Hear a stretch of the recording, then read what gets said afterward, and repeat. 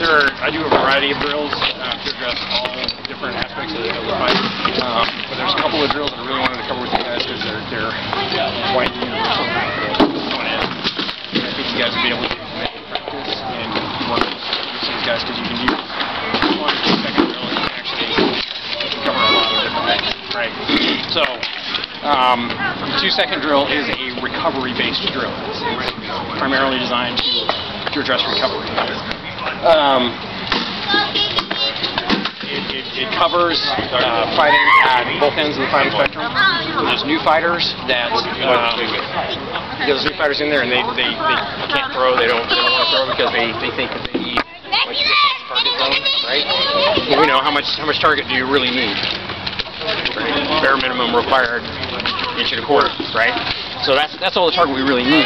So the first part of the drill is to encourage fighters to throw at the less perfect targets. The more you throw at those less perfect targets, the smaller your target zone becomes, right? So the drill is all about frequency of blows. It's not about hand speed. It's not about getting the shot off faster. It's not about power. It's just the frequency of blows. And what we're looking for is at least once every 2 seconds, but not more than twice in 1 second.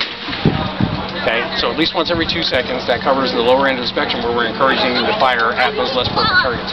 If you see an inch and a quarter of anything, you should be firing a shot at it, because the more you do that, the smaller your target zone becomes. On the other end of the spectrum, we get fighters that want to throw a bazillion shots and they want to throw all these combos and they want to throw them as fast as they possibly can, but they're not actually identifying targets. They're not completing that recovery, identifying targets, selecting the shot, right? So, not more than twice in 1 second. Okay? You know that, I mean, 1 second is pretty.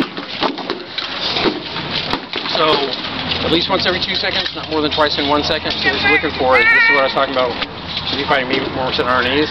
It's just a constant, it's basically fire, recover, fire, recover, fire, recover. And it's just a steady, fluid,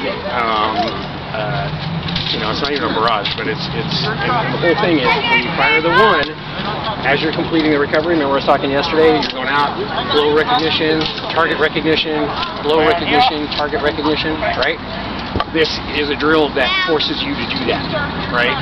So we all have those natural returns that we do. I certainly have plenty of them myself, but for the purpose of this drill, every shot you throw has to recover through the shoulder, okay? So that combo you're doing yesterday, flat snap leg, that doesn't count. That's considered a fail for the purpose of this drill. Not that it's not a bad setup, but for what we're doing, we're encouraging one shot, recover, next shot, recover. So it's got to recover through this shoulder?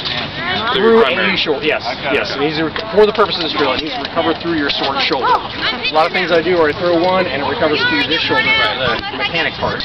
But we're trying to encourage the thought process along with this. We're trying to get you to take that extra half a heartbeat to pick the next one, right?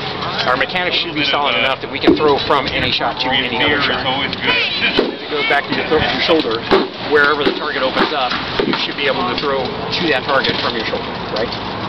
So as we get it back there, it's just getting us to actually take the time, slow your roll a little bit. This is something I want to talk to you about. Slow your fight down, right? Because when you decide to go, you want it to happen boom, boom, boom, boom, boom, right? But if you take that extra bit of time, now you're just, when you're fighting yesterday, I throw the range, I step in the range, I'm trying to give you stuff, I'm trying to get you to shoot at stuff, and you were looking. When we're on the center line of the B rank, you need to be firing.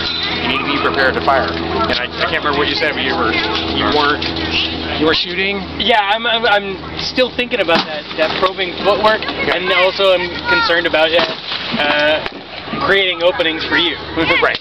That's going to be the second drill we're going to do, is a 30-second kill drill. You're going to like that. So for the purpose of this drill, you got the trainer and the trainee. The trainee is going to be throwing 10 blows at that frequency at least once every 2 seconds, not more than twice in 1 second. Okay. The trainer is going to present targets.